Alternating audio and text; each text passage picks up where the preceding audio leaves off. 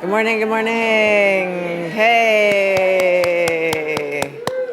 This is our last lecture for fall quarter 2024. I just want to thank Raul, all the people that helped make this happen. At Evergreen, we have to schedule our own rooms because we don't have set classes we teach. So there are a lot of staff that have to help us coordinate this curriculum. And we are supported by Evergreen. They are supporting this lecture series. And so I want to be grateful that they are, and that we have this beautiful archive for over 10 years of speakers that have come here, and that's due to the media services, and specifically right now, Raul Berman and Moema Uman, and the student media interns are always here helping, and believe me, I need them here. Today we have Ellen Levy, who will be talking to us and reading from her book about Ray Johnson. We're very thrilled to have her in from New York, and our beloved Tom Kamenu is going to give us a warm introduction. So, Tom. Oh, sorry.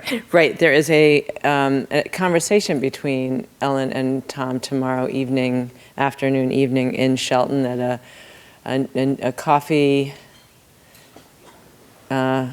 venue in Shelton called Marmo. So from 4 to 6 tomorrow afternoon, please join them. Okay.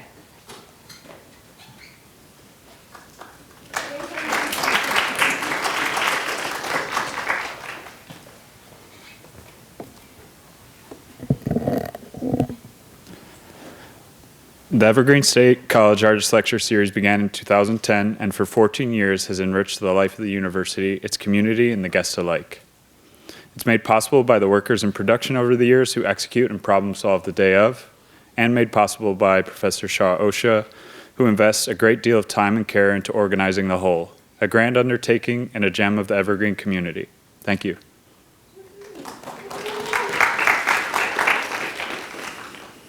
To wrap up the fall season of the series, we're lucky to have author and professor Ellen Levy visiting from New York. Levy has taught at Vanderbilt, the School of Visual Arts, and Pratt Institute. Ellen Levy's first book, Criminal Ingenuity, Moore, Cornell, Ashbery, and the Struggle Between the Arts, is a last-name book about art figures in the margins. Her latest, a book about Ray, continues her interest in poetry and weirdos by giving a thorough overview of star subject, poet-painter Ray Johnson's numerous births and deaths between 1945 and 1955. Here are some of Levy's poetics from the book. Wallflower center of an extrovert coterie, big name art world ghost. John's like need to speak without speaking, render the elements of expression inexpressive, thing-like. Magnetic star image, abstracted star name, just two friends at play. Ellen Levy and Ray Johnson are born and raised Detroiters. I'm from Michigan myself, and having lived in Detroit for a couple of years, like to claim that Detroit has more sense of humor per capita than any other city. Hippie circus, not the European opera house, garbage can treasure hunts, speed-fueled walkabout, gonzo-style goodbye essay. Both Detroiters, but Levy was born in the state of Michigan, while according to a book about Ray, Johnson was born in the state of neither nor, a place worth the pain if and only if what one wants is a perpetual out from the existing alternatives. Levy's writing is full of these push-pulls, loops and turns. Levy's correspondence with Johnson, fleet-footed, complex, funny, intelligent. Please forgive the messages returned to sender. I have one more lure. Better eternally to shiver in the paternal shadow than to be the father. Better still to seem to have sprung out of nothing, to be the only one of your kind. Act insider and a non-participant, barely their elements. Ray got himself to the museum on opening night, but never went inside, lurking instead in the darkness by the entrance, all evening as the invitees streamed by. Audience hooked. Please let it all hang out and welcome Ellen Levy to the stage.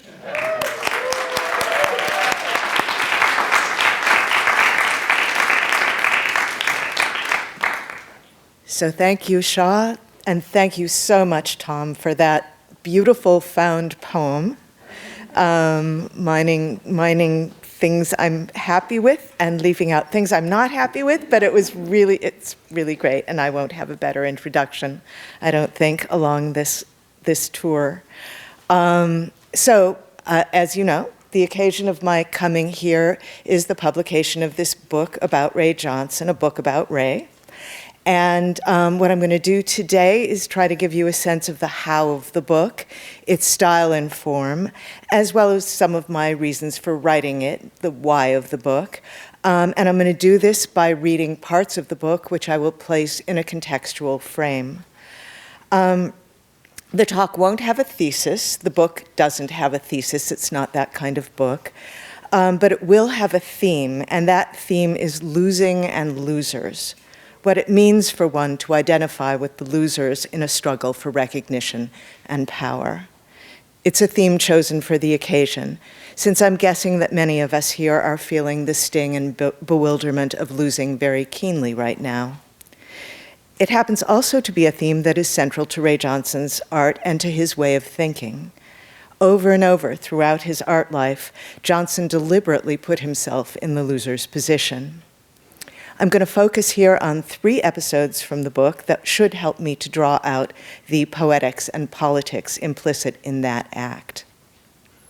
First, though, I'm going to read the first 2 pages of the book to introduce you to Ray Johnson. It begins with a birth, the birth of an epithet. On April 11th, 1965, Grace Gluck, who covered the art world for the New York Times, reported that, quote, "The Willard Gallery on East 72nd Street is having a retrospective, okay, call it an introspective, of works by Ray Johnson, who may well be New York's most famous unknown artist." Though Johnson's collages have for years been creeping into first-rate collections, he's never before had a gallery show. "I've never believed in the gallery thing," said Johnson, a baby-bald young man in a leather motorcycle jacket. "But at the same time, I've been dying for a show. Ambivalence, you see. I visit collectors with a box of collages wrapped in newspaper under my arm, like a Fuller brush man. That pleases me. I've shown them on Mies van der Rohe tables all over town." New York's most famous unknown artist. This phrase has trailed Ray Johnson since the day the Times critic coined it, a Homeric tag that indicates his uncanny knack for almost seizing his claim to fame, only to sink again into the realm of the unknown.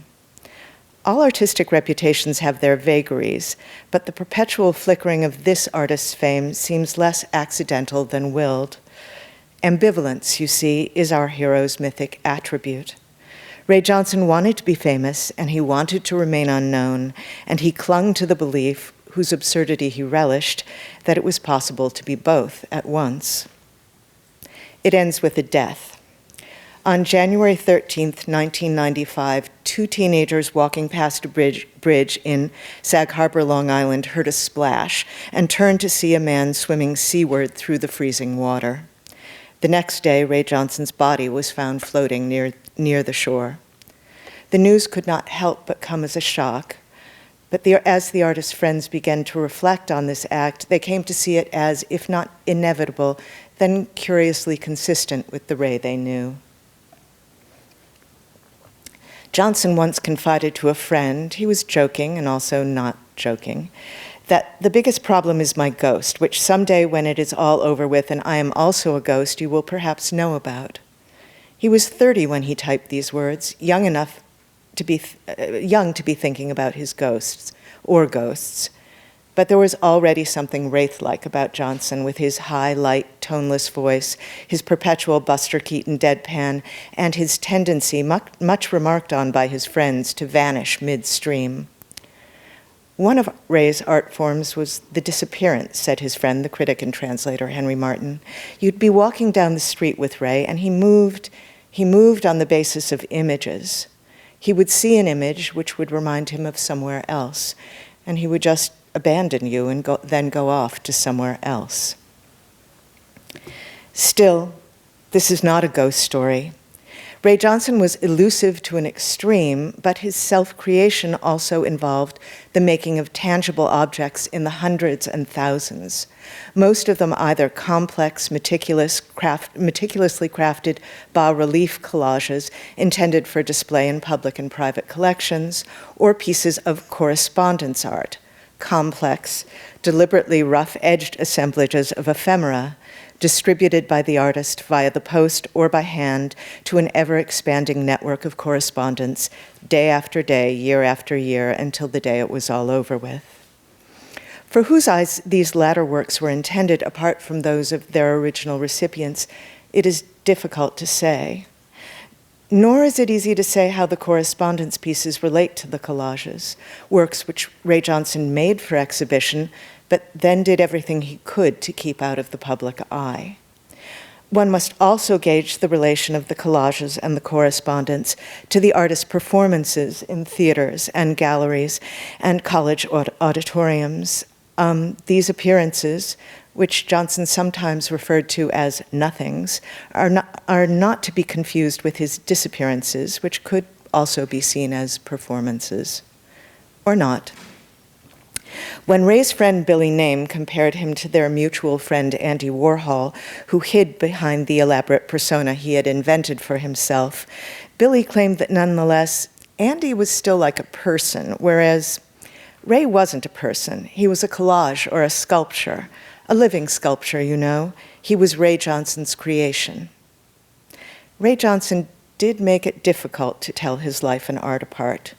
Difficult, but not impossible. This is not, or not exactly, a life story. This is an art story. And so that's the end of the passage. These pages were the most heavily revised bit of the book, written and rewritten up to the last day before the final submission of the manuscript. Here were my chief aims. In terms of the book's form and style, to let readers know right at the outset that the book takes the form of a narrative, but a discontinuous one, prone to jumps back and forth in time. For instance, the birth with which this introduction begins occurs halfway through Ray Johnson's life. Johnson acquires his signature epithet at a moment that, as I say later in the book, marks his coming of age as an artist. So in beginning this way, I also signaled the other formal fact readers need to know going into the book, that it is not a biography exactly. Actually, I sort of thought I'd write a biography, and then it kept morphing as I worked toward the book. It's not a biography exactly, though not a biography either. It's a story of a life in art. And then in terms of the content of that story, I wanted to present 3 essential pieces of information about Ray Johnson, and here I'm going to talk about them in reverse order to the way I present them in the introduction. I wanted to convey the kind of artist he was. As I say here, his art is difficult to describe. He engaged in 3 distinct practices: collage, performance, and correspondence art that relate to one another in complex ways. And people tend to talk either about the collage or the correspondence art, seldom about the performance, and never about the 3 really together. So I really wanted to do that. Moreover, Johnson's takes on collage and performance were highly idiosyncratic, and the correspondence art, a genre he more or less invented, requires some explanation. So I'm going to stop here and say a word or two about correspondence art. Some of you guys may know, some of you guys have read part of the book, so you know already, but I'm just going to say the thing about correspondence art, which became a thing beyond Ray Johnson. There were a lot of correspondence artists in the 60s and 70s, and they're still around, is not just that it's decorated mail, as you can see here, but that it's a networked practice. Ray Johnson started in 1958, and the first piece of networked mail is on the far left, started sending these pieces of mail marked "Please Send to" his correspondents. This one is Remy Charlotte, the first "Please Send to." He was a member of Merce Cunningham's dance company, original dance company. He's also a very great children's book illustrator. And so the idea was Ray would give this to someone to send to Remy Charlotte, and it would began to go around, as this went on, to an ever more complex network of correspondence. It kind of a chainmail thing. People could decorate things as they like, change them as they like, pull things out of the mail and keep them. Sometimes they'd go back to Ray or to this friend of his named Bill Wilson, whose name is up on the right. But it was a proto-social media practice, and a lot of people think of Ray Johnson as a prophet of social media, because it started out with Ray Johnson's close friends, but then the friends would send it to friends, and people would start writing to Ray, and it grew into a network of friends and friends in the new sense, which was hard to explain to people at the time, very easy to understand now. Okay, so second thing I thought I wanted to touch on in this first bit was to introduce the subject of Johnson's death, which, as often happens with artists who take their own lives, I mean, think of Sylvia Plath, for instance, has colored and sometimes nearly obscured views of his art itself.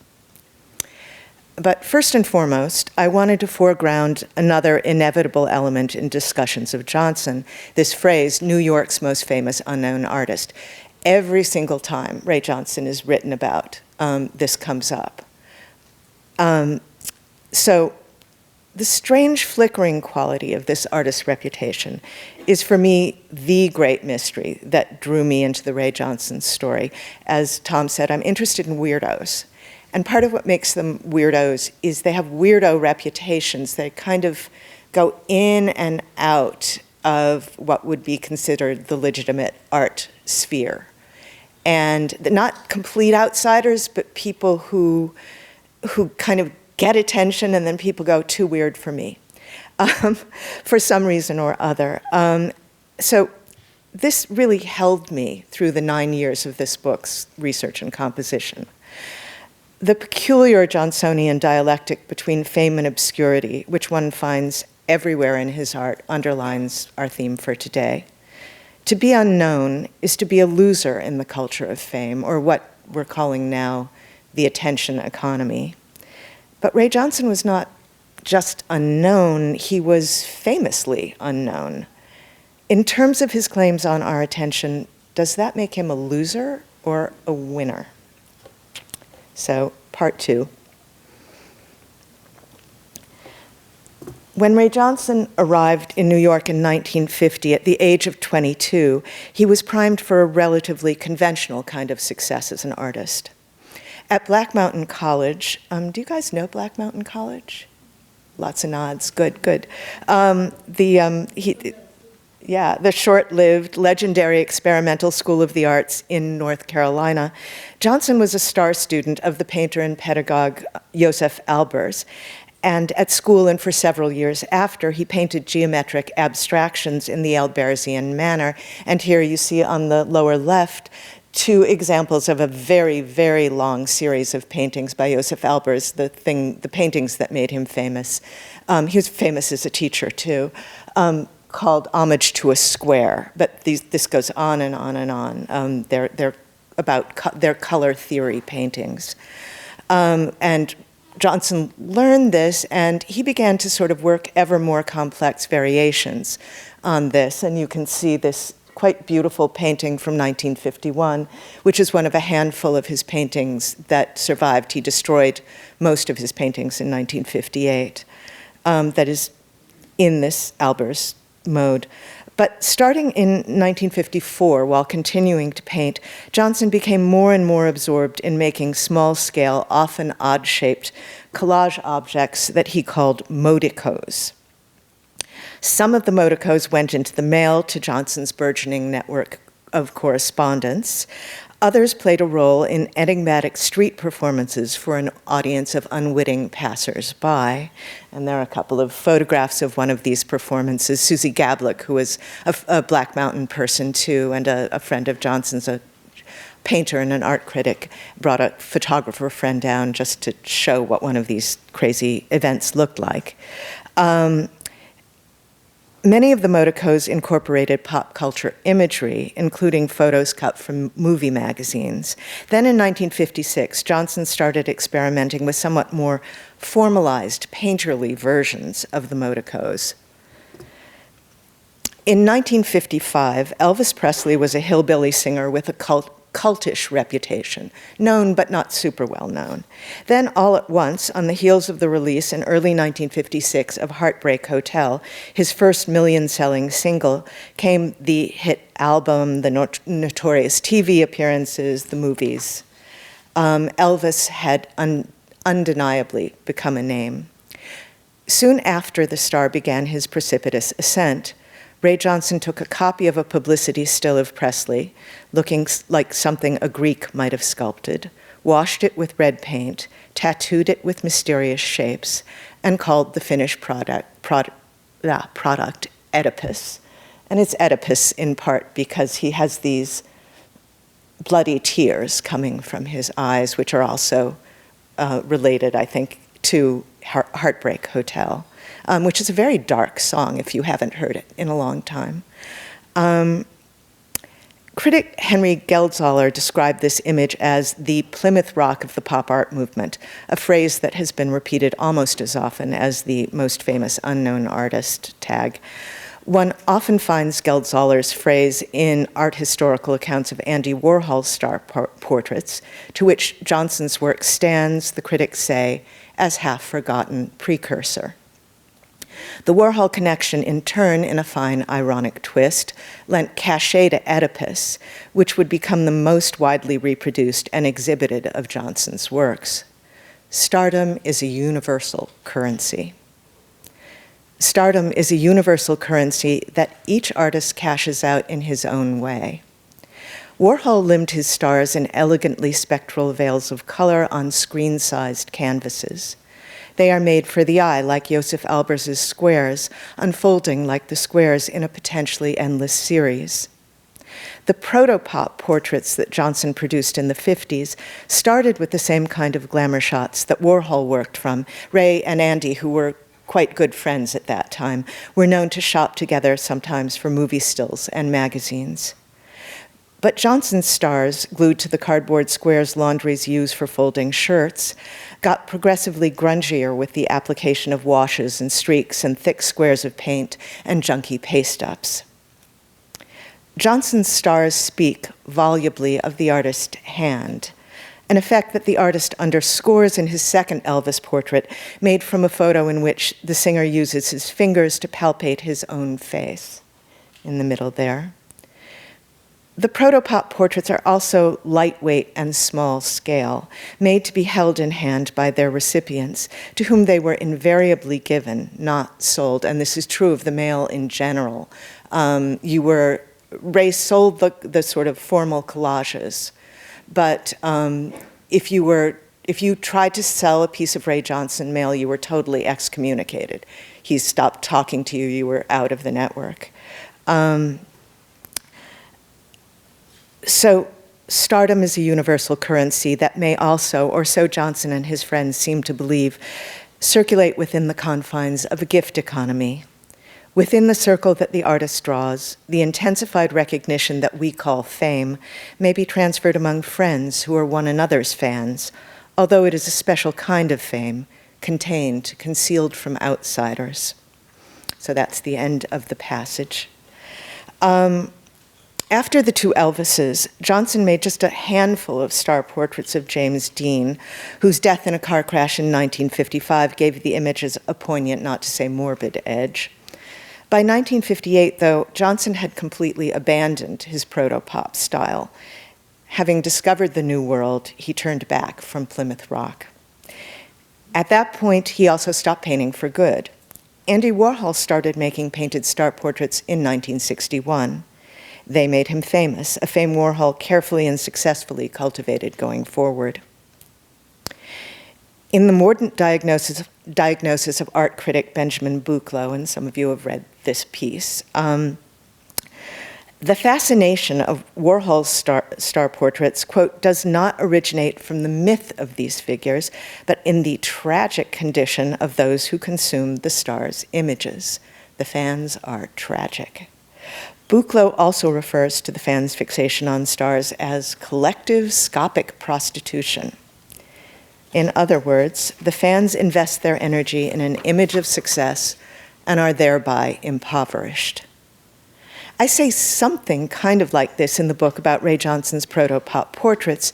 I say that the fame that these images have attained relative to the rest of Johnson's oeuvre derives from the glamorous photos that undergird them, which retain their frank appeal to the fan who maintains faith in the star's supernatural power. It is that derivative power that Johnson renounces when he abandons his proto-pop series. However, the artist stops making these images, I think, not out of disgust with the abject position of fans vis-a-vis the star, the way Buchloh does. It's the kind of disgust that leads Buchloh to call the fans tragic. Johnson stops exploiting the magnetism inherent in the star face because he has assumed the position of the fan, and he sees that that position is not only abject.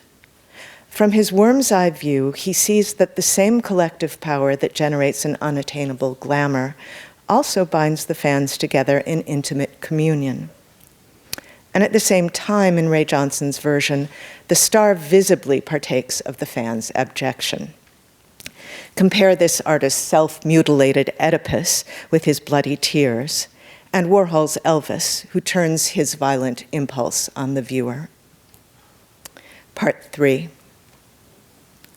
Ray Johnson was labeled New York's most famous unknown artist in 1965, when the then 37-year-old artist had his first solo show in a major New York gallery, a bit late. In the next 8 years, Johnson would have 9 solo shows in the US and several in Europe. What turned out to be his next to last solo exhibition in New York was held in 1973 at the Betty Parsons Gallery. After one more New York show in 1978, Johnson announced that he was done with the gallery system, and he meant it. So in the 40-odd years of his art career, he spent only 13 years in the gallery system. Whenever Ray Johnson glimpsed success just ahead of him, he turned off that path. By 1973, the Betty Parsons Gallery had acquired legendary status in the art world. The legend was based in part on Parsons's original roster of artists from the 1940s, which included what she called her four horsemen of the apocalypse, the great abstract painters Barnett Newman, Jackson Pollock, Mark Rothko, and Clifford Still. Parsons herself had also become something of a legend. "She is not, for me, primarily a dealer," wrote the critic Clement Greenberg, by which he meant that just as, quote, a painter is referred to as a painter's painter or a poet as a poet's poet, Mrs. Parsons is an artist's and critic's gallery, a place where art goes on and is not just shown and sold. Ray Johnson had never shown there, but when he contacted Parsons and proposed to do a show called Ray Johnson's History of the Betty Parsons Gallery, she was amused enough to agree. At this point in his career, Johnson was still making star portraits. He never really stopped, but the stars who were their ostensible subjects tended to be present in name only.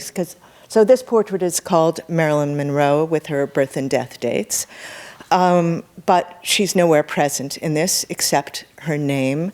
We do have one star in the picture, and that's Mickey Mouse, who has the same initials as Marilyn Monroe, but his star face has been cut off. And it's embedded, and it's sort of scattered around this network of names that became the signature of the star portraits. And the relationship to these names, it's not like the star face where you see it, you're magnetized by it, you recognize it, you feel, sort of in this strange abject relation to it. This requires participation. You have to parse the names. So these are still collective portraits in the sense of their energies, still animated by the dialectic between the known and the unknown, fame and obscurity, but the paths via which their energies circulate have grown more complex, both visually and conceptually. The star names in this particular one belong oddly, mostly to female modernists of the early 20th century. So you've got Gertrude Stein, two of Picasso's companions, Fernand Olivier and Olga Picasso, the novelist Dorothy Richardson. This is over here, the painter Florine Stettheimer, Virginia Woolf. Johnson identified with women. This is also a worm's eye view thing, the people on the underside. Then there's Marcel Duchamp, whose name appears twice, who is another kind of star, and who speaks of the dynamics of fame and obscurity as they play out in the art world, which was increasingly at this point in his career Ray Johnson's concern.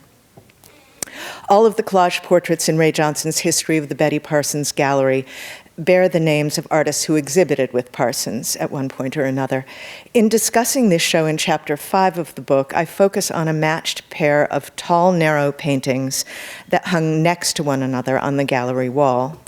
They are named for two not super famous but not unknown artists, the eccentric cartoonist Saul Steinberg and the painter Richard Pousset Dart, who was a one-time star of Parsons' mid-century stable, but whose work by then had fallen out of fashion. And I'm going to read again from the book. The Steinberg and Pousset Dart pictures, with their closely matched compositional programs, form a diptych, and within each picture is a smaller diptych, likewise composed of matched portraits of artists.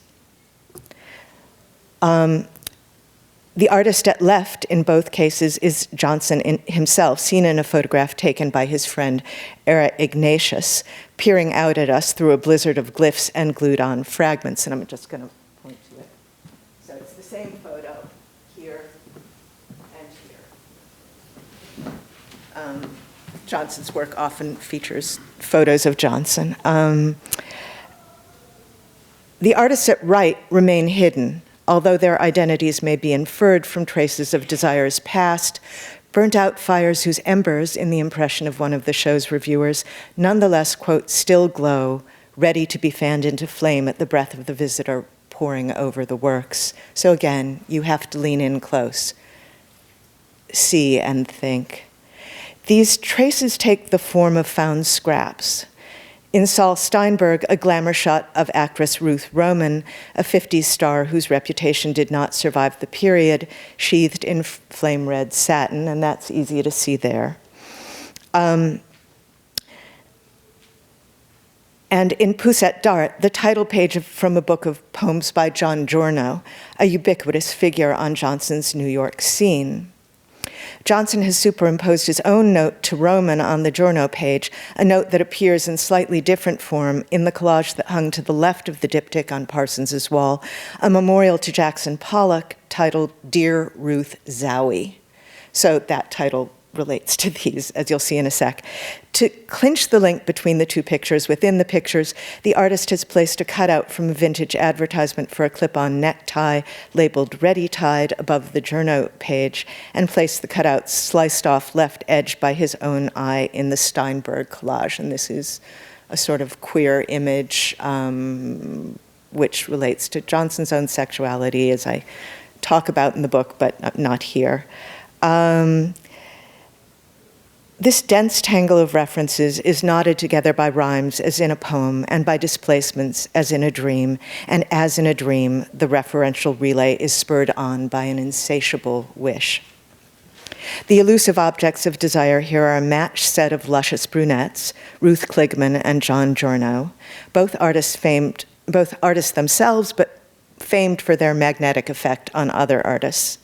To historians of the mid-century art world, Kligman will be forever the death car girl, in Frank O'Hara's cruel but indelible phrase, who survived the crash that killed her lover, Jackson Pollock, in 1956. Giorno also sidestepped into immortality early in life when he became the subject of Andy Warhol's Sleep, 5 hours and 20 minutes of film culled from a night-long session in which Andy ran his camera while John dreamed. A year later, after leaving Warhol, Giorno took up with artist Robert Rauschenberg, who designed the cover, a collage of voluptuous bodies in shades of flame orange, for the book of poems whose title page Johnson features in his Poussette Dart collage. And you can see this collage cover over on the left. Not easy to find, but I know Johnson was thinking of this. It never appears in the pictures, but it's there in his head. Devastated as Kligman was by Pollock's death, within a year she too had moved on to Pollock's eternal rival for painterly preeminence, Willem de Kooning. In Bill's studio one day, Ruth saw an abstraction with swathes of cerulean blue and cadmium yellow pinned together by V-shaped slashes of black and green, and let out an exclamation, "Zowie." So that's what the painter called it, Ruth's Zowie. The dual portraits in the Parsons diptych are embedded in a grid of names, each belonging to an artist who showed at one time or another at the Betty Parsons Gallery. But with a handful of exceptions, these are not names of the sort that command wide recognition in the art world. Not now, and not even then, when Johnson wrote them out under his gridded glyphs. They are all names of artists whom Parsons, with her discerning taste and her determination to maintain a space where art goes on, thought worth her time and ours. In commemorating them, Johnson affirms the dealer's judgment, while at the same time trying to maintain the kind of scrupulous indifference Duchamp said he aimed at in his choice of found objects. There is pathos, certainly, in the thought of all that longing and labor, all that intelligent, interesting, beautiful work lying untouched in the vaults of museums, passed over in auctions, packed in storage units rented by guilt-racked survivors. But in Johnson's history paintings, the art world is seen from an aerial perspective, a map maker's perspective, from which individual dramas shrink to pinpoints. Or maybe it is the perspective of the astronaut, uncertain of return. And here, earlier in this chapter, I talk about Ray Johnson's obsession with David Bowie's Ground Control to Major Tom. He identifies with the space oddity. Something like this thought, fanciful as it is, seems to have occurred to at least one other person, the critic Lawrence Campbell, who, as he scanned the images on Parsons' wall, began to see in them something, quote, more than a series of glass windows into the past. It is as if 1,000 dark emeralds had been thrown from a space capsule, unquote. It is a story with a cast of thousands, each actor a dark emerald at once invaluable and obscure. It is a historical puzzle whose pieces have been scattered across space, with the hope, if not the assurance, that they may one day be recovered and reconfigured in an order that might enable us to grasp what they once meant in themselves and to one another. So that's the end of the passage. The portraits in Ray Johnson's History of the Betty Parsons Gallery, then, do not exactly portray history as written by the losers. They do not take the worm's eye view of his proto-pop star portraits. Rather, they view the landscape of success and failure as if from a great height, not from the heights attained by a movie star or an art star, but from the perspective of the actual heavenly stars, which are indifferent to our struggles. It is not a comforting view, but it does widen the historical frame. The names in the portraits, as Johnson says elsewhere, are like pieces of glass in a kaleidoscope. Over time, as the lens keeps twisting, new names come to the fore as others recede. There's some comfort in that thought, that one's name may reappear in the histories eventually. But the thought beyond that thought for Johnson is that no name has meaning in itself. You need them all. Or as another reviewer of the Parsons show put it, what one sees in Johnson's portraits is that art is people together, names in proximity. Ray's Pollock is a crowd. This doesn't mean, by the way, that Ray himself had grown indifferent to the losers. The loser's perspective, the worm's eye view, was still essential to his vision, the opposite pole to the star's cold gaze. One sees this in the Poussette Dart portrait, which includes one key exception to the rule that all artists named there must have shown with Betty Parsons.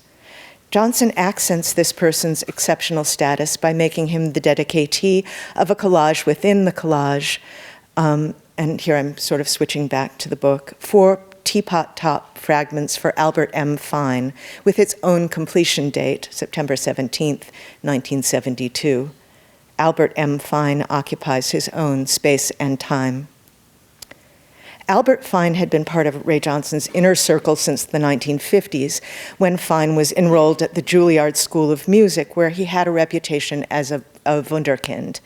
Simply the most highly developed musician I met at Juilliard, recalled a younger classmate, composer Philip Glass, who arranged to take private lessons with Fine while he was there. But Fine wandered from what would have seemed to have been his path. I began playing the clarinet when I was 6, the piano when I was 8, composing when I was 12, conducting when I was 16, he told Glass. Then I gave up conducting, then composing, then piano, and finally clarinet.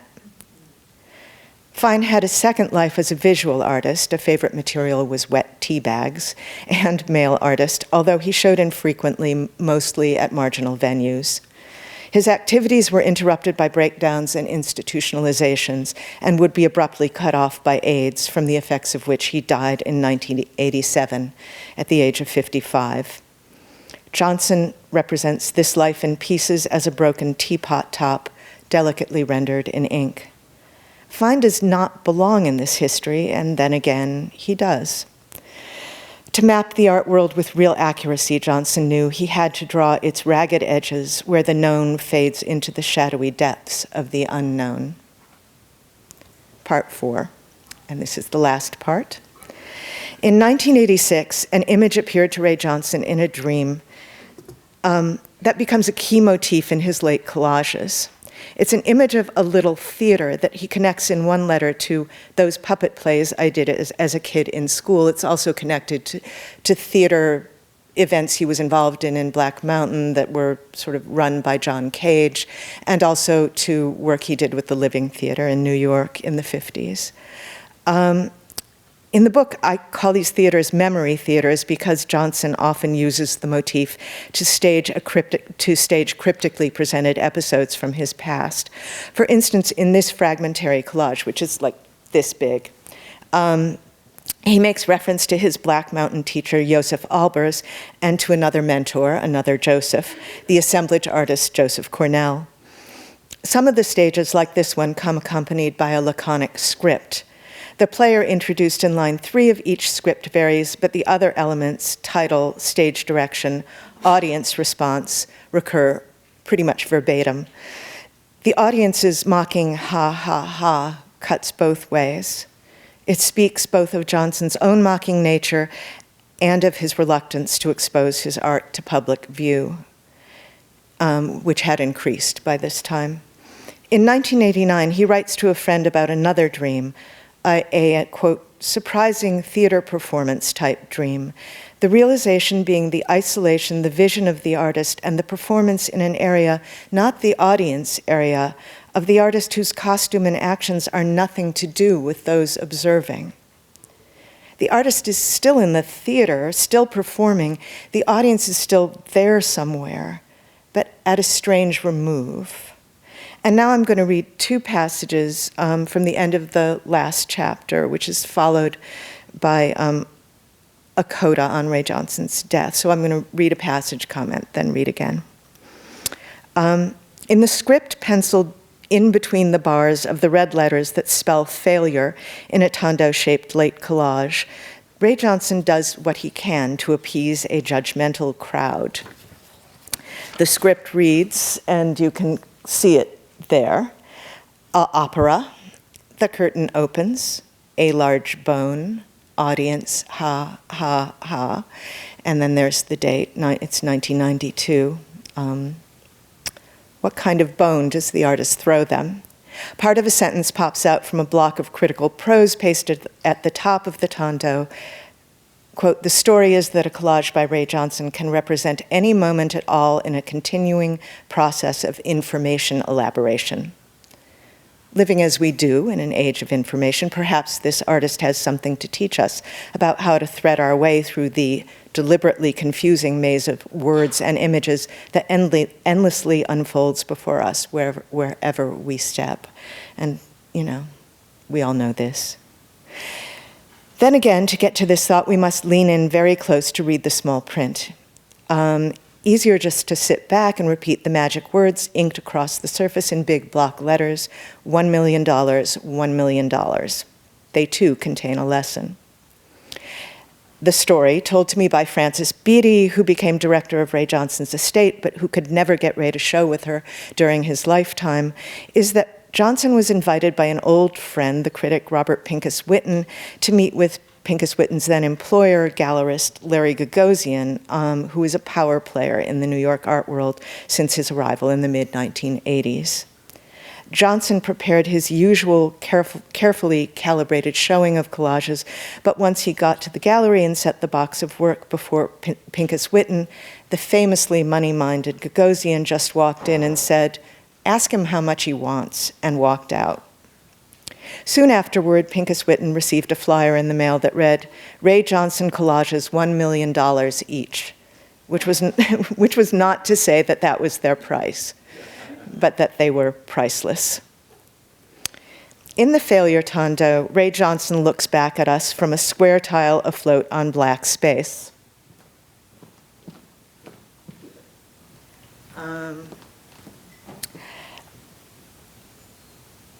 Only if you look very, very closely, you can see that the ground is not entirely flat black, that James Dean has been scratched in at left in shaky cursive and then covered over again. And mostly I can't make this visible, but because you have such a nice large screen,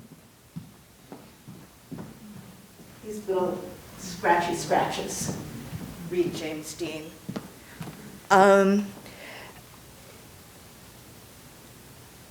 Is the dead star, oh, and also Dean's name appears above in smaller letters on a white square half covered by a nascent X. Is the dead star the artist's intended audience? One tends to think of audience as a plural noun, but an audience can also be singular. The recipient of a letter usually opens it alone, and she does so in the absence of the sender, whose envelope was sealed in another space, another time. And that's the end of that passage. During the last 4 years of his life, Ray Johnson pursued a new project that came to light only recently when a curator at the Morgan Library and Museum made it the subject of a 2021 show. Johnson never exhibited this body of work and only showed a handful of images from it to a few close friends. The images were photographs made with cheap disposable cameras, and he made thousands of them. And they depict a changing set of installations, or you might say puppet shows, featuring a cast of yard-long, 8-inch wide collages on paperboard that he called move stars, in part because they could be easily moved from location to location in the trunk of Johnson's car. The photos, too, were a kind of memory theater, featuring recurrent names and motifs from Johnson's earlier collages and correspondence, and recalling the artist's 1950s street performances with the little-shaped collages he called modicos. Unlike the modicos performances, though, the Move Star events took place in an area not the audience area of the artist whose costume and actions are nothing to do with those observing, which raises an if a tree falls in the forest type question. If the audience can't see the performance while the performer is performing, must the performance be judged a failure? So one last passage. 4 move stars lean against a tombstone in one of the local graveyards on Long Island, where Ray Johnson was then living, that were among the photographer's favorite settings for his shoots. Paired at the center are a New York correspondence school, Bunnyhead New York Correspondence School is what he called the correspondence network, and a silhouette of Emily Dickinson. Ray Johnson knew enough about the poet to know that she resisted being painted or photographed, that the silhouette is only one of 3 known lifetime images made of her. He also knew that Dickinson used correspondence to circulate her poems as an alternative to publication, which she also vigorously resisted. A Johnson collage featuring the Dickinson silhouette includes a cartoon in which the spike-haired cartoon character Nancy tells her Aunt Fritzie, "I was elected secretary of our correspondence club," to which the aunt replies, "Won't you have to answer an awful lot of letters?" The question for Ray Johnson was never how much do you want, but always what. What on earth do you want? It's a question people ask as well of Emily Dickinson. Did she want her poems to be published in her lifetime, despite her theatrical resistance? Or did she want them to be published after her death? A poem of hers that Ray Johnson quotes in a letter that he sent in 1950 to a friend from Black Mountain suggests that what Dickinson may have wanted most was not to be had on earth, at least. Which is the best, the moon or the crescent? Neither, said the moon. That is best which is not. Achieve it, you efface the sheen. Ray Johnson, like Emily Dickinson, dreamed of an unworldly, a virtually worldless art, the sheen without the moon. And like her, Johnson dreamed of an audience that might grant him the recognition that he craved, that we all crave. It was an audience that for him as for her took the form of a particular receiver, separated from the sender in space and time. The sender's and the receiver's positions are reversible, they are equals, but the distance between them preserves their particularity. A perfect democracy held in delicate, precarious balance. Unlike the other dream, not impossible on earth, for a moment at least. And I'm going to say just a few more words, some necessary words of explanation about the dialectic between fame and obscurity, winning and losing in Ray Johnson's art life. You could say that in the end, Johnson chose to opt out of the attention economy, that he chose the loser's position vis-a-vis his competitors for fame in the art world, and he was of this generation and knew the winners like Warhol and Rauschenberg and Jasper Johns. Then again, his suicide did make him famous. It got enormous press coverage, as he knew it would. And it was followed soon after by 2 retrospective exhibitions of his work. After that, though, his reputation went back to its characteristic on and off flickering, as I also suspect he knew it would. Did Ray Johnson want to be remembered, when remembered at all, as a failure, albeit a failure written in big red letters? As an incisive satirist of the winner-take-all nature of the attention economy, I think he would say that success on its terms was not a success worth having. He wanted recognition, but a recognition that could be claimed only on condition that it's acknowledged that recognition for any one of us depends on recognition for all of us. The cost of this utopian claim, Johnson's art suggests, is another acknowledgement of a distance between people that can only be bridged tenuously and momentarily. Stardom will not come to rescue us from our loneliness and our mortality. It's a hard thought to live with, but living with it is the straightest route towards sympathy, sympathy for all of us losers. That's it.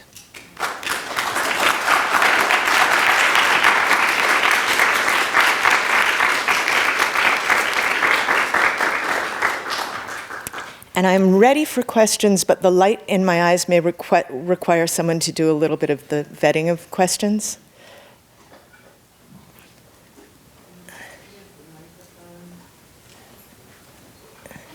Microphone coming around? We have an intern here, or are you here? We have the audience mics that should be able to pick everything up. Okay, just so we Okay, cool. Speak loudly and up. Oh, here.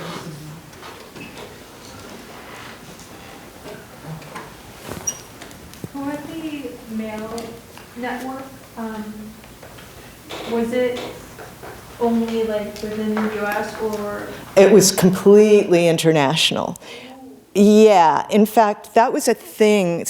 A guy from Toronto who was a member of a queer male collective known as General Idea pointed out to me that where the mail art thing really flourished was away from the metropoles.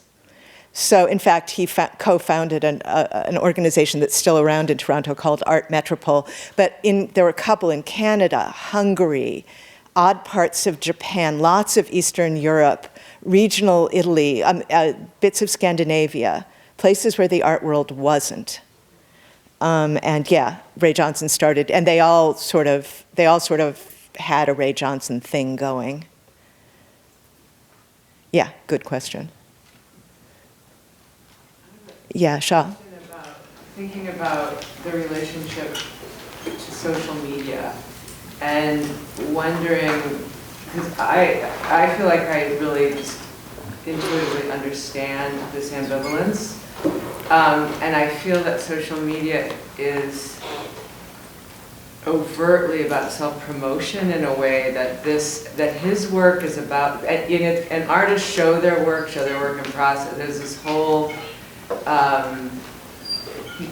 joining around an object rather than just selfies or something, Yeah. but it still seems very different than what this is doing. Yeah. Yes and no, though, because ambivalence. I mean, a lot of people have said to me, well, wasn't the mail art just self-promotion? Of course it wasn't, but it also was. I mean, he would send stuff in 1955 when no one knew, I mean, some people in the art world knew who he was, but he would send like these crazy little junky mail art things to curators at the Museum of Modern Art. And lots of curators and critics, and he would get into, you name a major art critic of the mid-20th century, Leo Steinberg, actually not Greenberg, but like Leo Steinberg, Harold Rosenberg, Arthur Danto, he got into correspondence with all of them. So it was fabulously ineffective in promoting his career. But his name was he was always, this is the most famous unknown bit. Everybody knew who he was. No one was actually sure what he did because he kept refusing to do gallery shows, so no one knew he was doing these amazing collages. And if you weren't on the mail list, you didn't know what the mail looked. It just goes on in the yes, but cycle. So yeah, it satirizes the need for the urge for self-promotion, and yet it feeds into it, and so on and so forth. Yeah. More? Anything? Yes, Tom. I'm curious about this this audience of one and his when he's hanging outside of a gallery, won't go on with a lot of people, but when it's one person to show up. Oh, interesting. And yeah. then, or when he has his bundle that he's going to show one person. Yeah, on Mies van der Rohe tables all over town. And then thinking about his performances, which would be nothing, or like these kind of odd, dropping things down the staircase. I know that wasn't mentioned, but like when there would be more people, something. Yeah, I mean, in fact, here, let me go back to the performance image. I mean, that's a lot of questions in one. And Tom's read the book, and I talk a lot about, it's in this Emily Dickinson thing, too, about the audience of one. And Emily Dickinson talks about, he read Emily Dickinson through his whole life, and she has this poem where she talks about opening the valves, where the speaker talks about opening the valves of its attention just for one person. And of course, mail is a one, even though it went around a network, you don't generally open the mail with a group of people. So, and often the mail is, as the mail thing developed, one of the great things about working on Ray Johnson was that you could see how he developed for each correspondent. If he got into a real correspondence with you and you had the feel for the correspondence game, it would get more and more about you. So each box of mail I would open, and I opened I opened thousands of pieces of, I looked at thousands and thousands and thousands of pieces of mail, and there are thousands out there.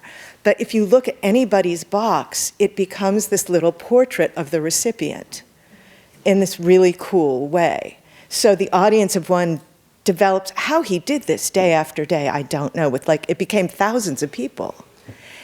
And so, wait, more questions. Wait, there were more questions in there about performance. Yeah, so the first nothing, which is, I mean, I love this ad because it's this whole speaking of self-promotion and selfies and stuff. This is a folder for the group Fluxus, had this series run by George Machunas, who was the head of Fluxus, this series of avant-garde composer performances. And these are all quite famous artists and composers of the moment in the avant-garde. And you can see they're all very serious young men, and these are their works. I mean, they're all in their 20s. And Ray Johnson's, instead of, even though Ray Johnson liked pictures of himself in his art, here he sticks out like a sore thumb. And so it's works, and nothing, which is a kind of, a little bit mean satire on this self-seriousness in the art world. And whenever he was asked to contribute to a flyer for some art promotion event, his stuff always sticks out as a kind of WTF moment. He refuses to play the game. It's always a little work of satirical art. But on the right, you can see him doing a performance that is this was in the 70s, when he was really being invited to, it was the moment when performance art became a thing, and he was being invited to a lot of colleges to do, and then it was really for an audience. And this, you can see the kind of theatrical nature of the performance there. Whereas like a previous performance, say 1969, this was an infamous thing, the hot dog drop. So again, he was kind of on the outside of Fluxus, which was another sort of art, everybody is an artist collective.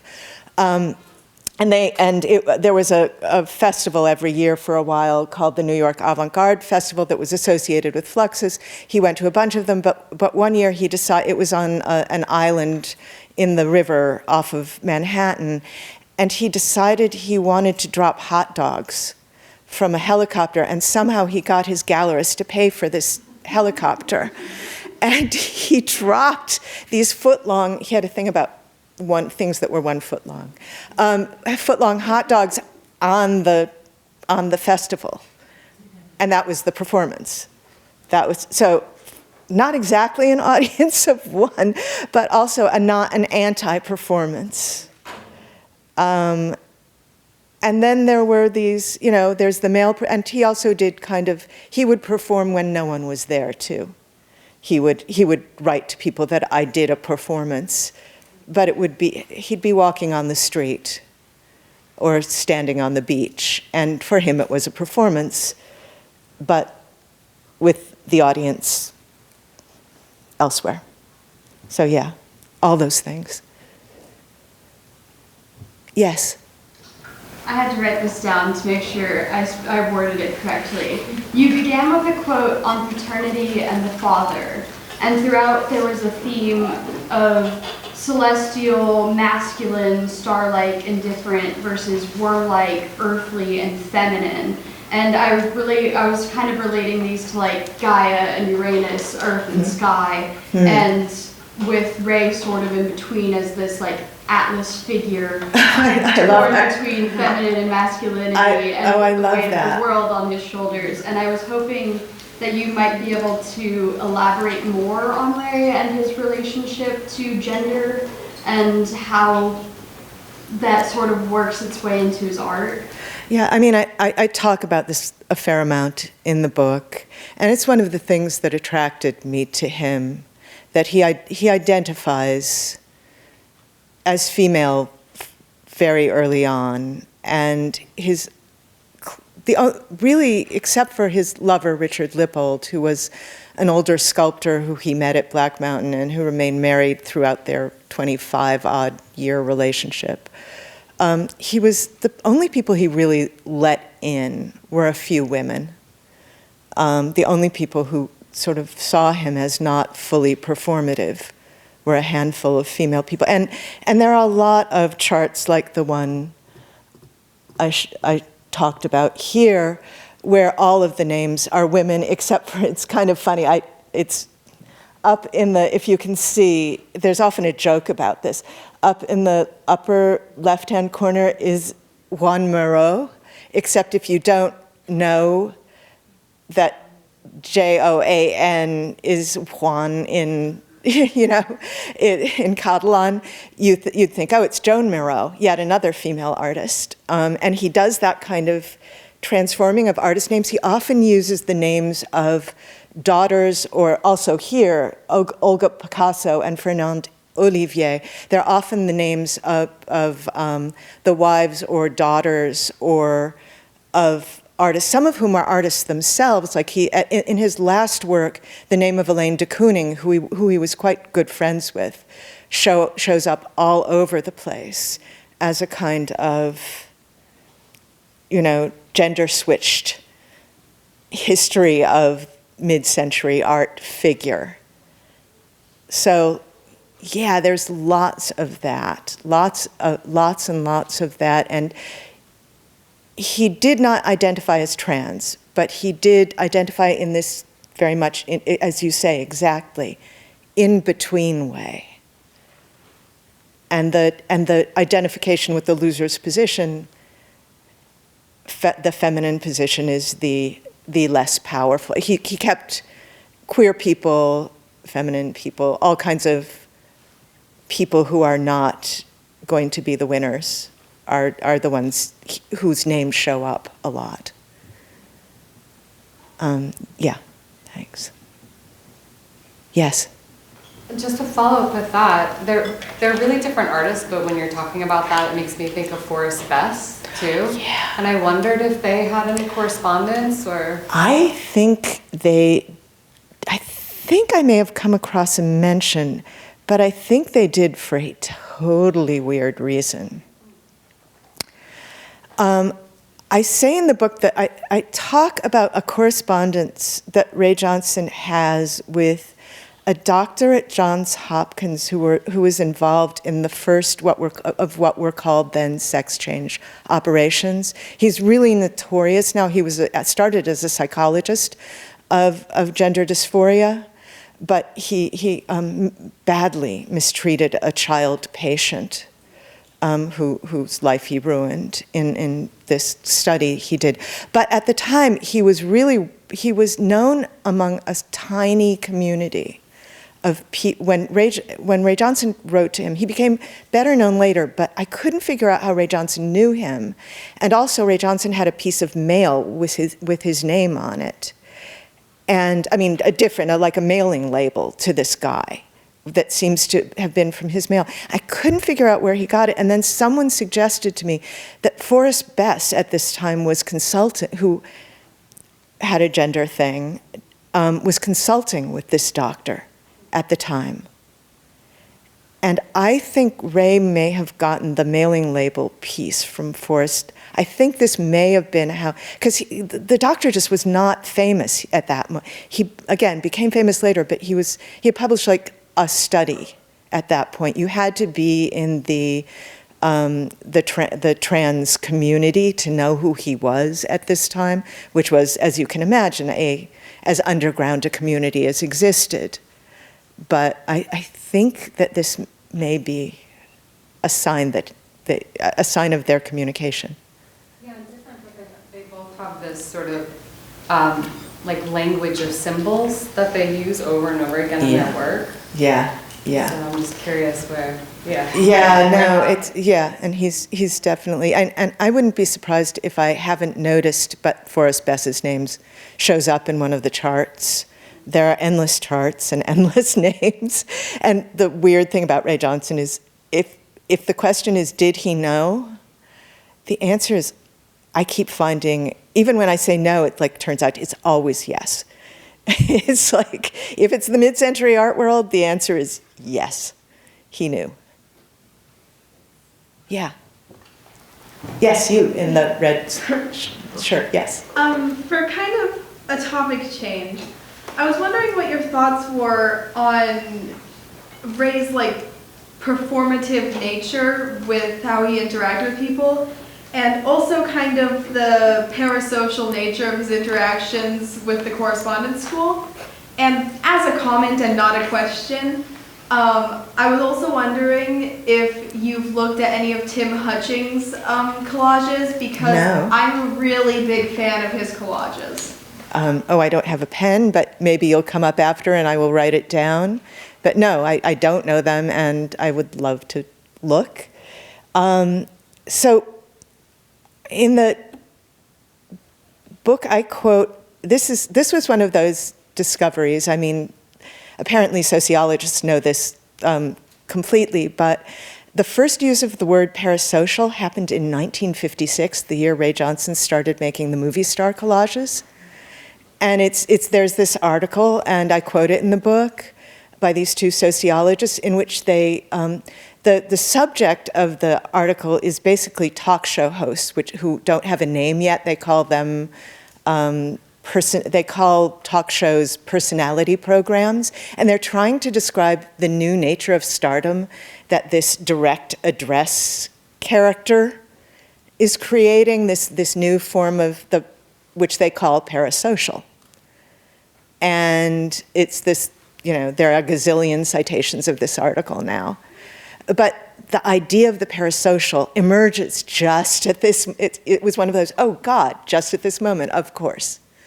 Ray Johnson he's a real canary in the coal mine guy.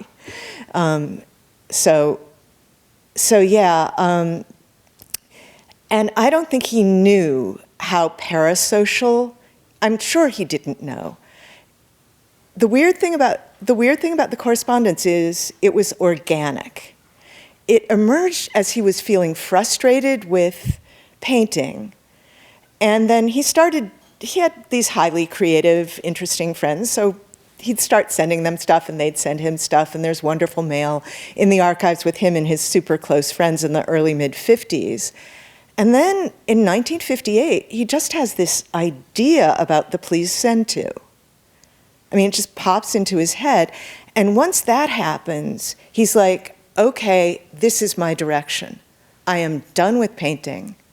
He still thinks he wants to do gallery art, but the mail thing grows and grows, and the parasocial thing where the friends, in the new sense, start jumping on the wagon, happens really fast. And I talk about this letter from '64, this sort of mailing, it's a essay that he mails out to a lot of people, where he basically says, okay, what is this mail thing? It's not like he knew, but in '64, right before he becomes New York's most famous unknown artist and really starts showing in galleries, he comes to this realization that this is a concept, that this whole mail thing is not just a funny practice, but an art concept, and that this is who he is as an artist, that this is key to everything he'll do. And so it was really interesting reading through all the mail and thinking through what he was thinking about and seeing him. Artists are always like this. We see retrospectively, oh, Jasper Johns had a dream about a flag, and then there was the flag. But, I'm sure a lot of you are artists. You don't know what you're going to do next. You don't know what's going to work. And it's really fun doing this kind of close-in work on an artist, watching him sort of think, this, that, maybe, no, and then suddenly, yeah, this. And that was, yeah. So, does that provide an answer? Yeah, thank you. Up in the back? I have first of all, thank you so much for being here and that thank you. beautiful lecture. I'm really, really excited to now read the book. Yay. And, but kind of related to what you were just talking about, I'm wondering, I guess what made you want to write about Ray in the first place, and then how did that change over time? So I'm fascinated by this, I think of books, especially about people and about art, are kind of seen as entering into the record of art history and art criticism and thinking like that. And it's almost as if the book, or just the fact that there is a book about Ray Johnson is participating in that dialectical of fame and invisibility and winners and losers. Yeah, I mean, I think about that a lot now. I mean, the story of, it's not that super interesting. A story of how I came to it is that I was writing this other book about Marianne Moore, who's a poet. I'm an English professor, not an art historian. And Marianne Moore, Joseph Cornell, who I was obsessed with since I was a teenager. I don't know if you know him. He does these beautiful box assemblages that are very dreamy. And he was a total idol of Ray Johnson's and they knew one another eventually. But so Marianne Moore, Joseph Cornell, and the poet John Ashbery. And I went to, I had seen, there's a movie, if you are interested in Ray Johnson, called How to Draw a Bunny, which you can see on Vimeo, that is from 2002. It's very much sort of hooked to the suicide. But it's an amazing movie about Ray Johnson. And I'd seen it, but I had never seen the work until the early 2000s. And I went to a show, and I noticed, not only was I completely blown away by the work, but a lot of which was like this style of work. And I'd never seen anything like it before, but it turned out he was obsessed with Marianne Moore and Joseph Cornell. So I thought, and I wasn't done with my book yet, so I thought maybe I'll write a little chapter at the end about Ray Johnson. And I started looking and going, God, there's a lot there. No chapter. Better finish the book. B, there's no book about him. There were catalogs from some shows, but no one had ever written a monograph about him. There was no account of the career. And I was like, why? And then years went by, and I gave a talk about him, so I'd been to his estate to do some research, and I kind of knew the deal with his estate. And finally, I was trying to figure out what the next book was about. My first idea was maybe a book just about collage, because there aren't enough books about collage either, weirdly. But then I just thought, why not give Ray Johnson the book? Although, right, yes, problem. And it turned out a lot of people had tried to write a book about Ray Johnson, including some brilliant people who were close to him, and somehow this had been judged impossible. And it was not easy. And the not easiness was, I love hard stuff. I love, if you've ever read Marianne Moore and John Ashbery, they're considered one of the top 10 hardest poets in modern poetry, and I like all the other top 10 ones too.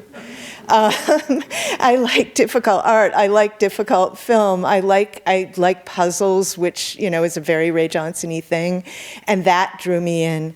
But I am long term, as I said in here, and as Tom suggested, I like problematic reputations. Because it tells you something about success and failure and the bounds of these worlds, the poetry, whether it's the poetry world or the art world, and I'm interested in that liminal boundary problem. But then he's just funny and fun, and every piece of mail is different, and I never got bored, and I'm saying this a lot now, but I am in total archive withdrawal. I'm really jittery. I want more boxes. So it changed in those ways as I went along. I didn't know I would become addicted to boxes, but I am. That's wonderful, thank you. Thanks. Yes, Greg? So may I follow up on that question from the back? Because the the end of the question was, to what degree are you and to what degree are you not, in having written and published this book, participating in fame culture of the sort your analysis of Ray suggests he was at least ambivalent about.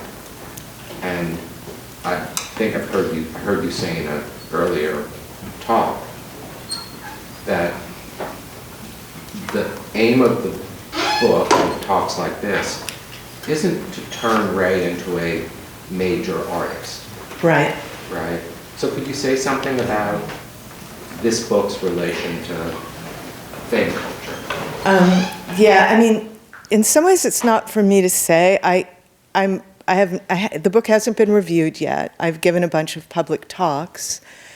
But I want to see I'm interested to see what the reception is, because I think there's going to be some ambivalent pushback on the idea of a book about Ray Johnson, in part because he's got this, there are a lot of art world people who are like, Ray Johnson.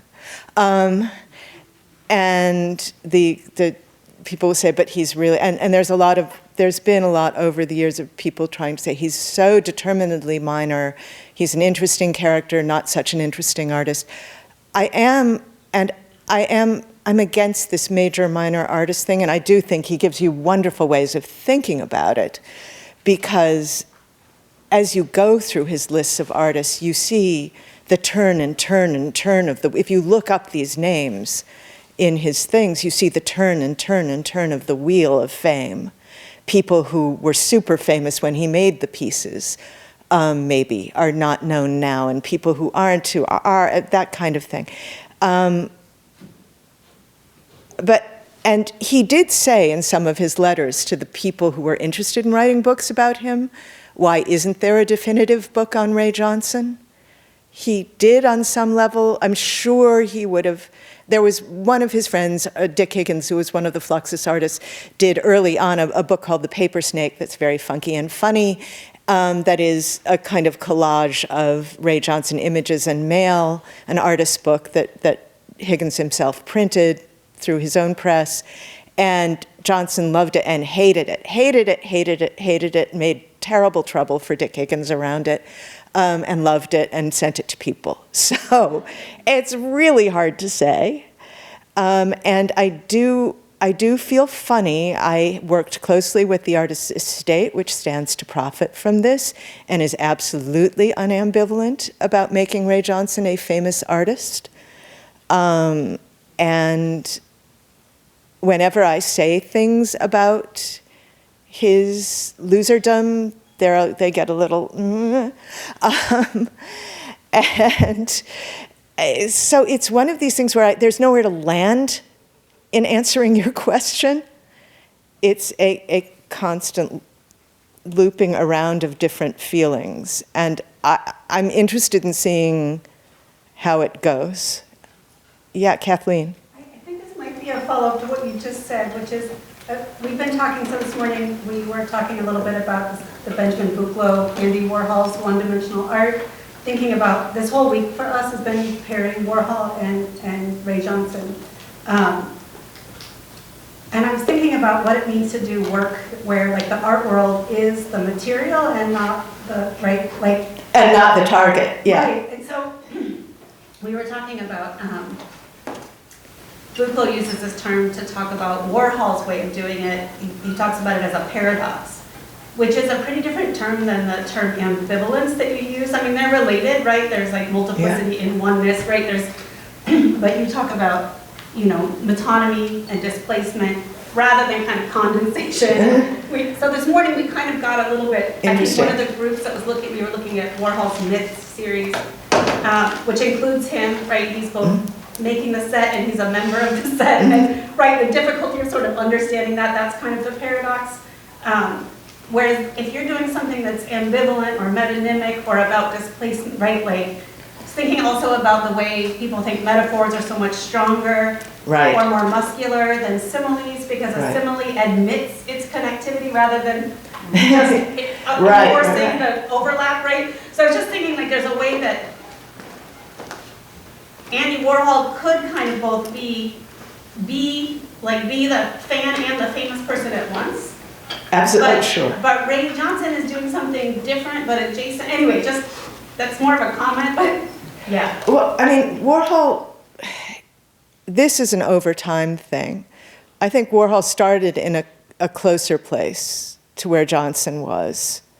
I think there's a lot more ambivalence in his early work, a lot more about death, a lot more about pathetic people and unknown people, the most wanted men who are wanted because they're criminals, and the tuna fish, the people who are famous because they died from poisoned tuna fish, and all that, and also his own wallflowerness. This is a bit that Tom quoted too. I said that Warhol and Johnson both started as kind of wallflowers surrounded by extroverts. Johnson's friends who were extroverts are not well known the way Warhol's were now, but he made them well known. He made them superstars. And Warhol's like weirdo-ness and unattractiveness and shyness were much more part of his deal at the beginning. And then he armored up. Thank you so much for the name. I really need to go to work. I understand totally. We're just about done here. But yeah, so it is, I think Johnson preserved and developed it. Warhol gradually hit it, is the short answer. Okay, and there we go. Thank you guys very much for coming.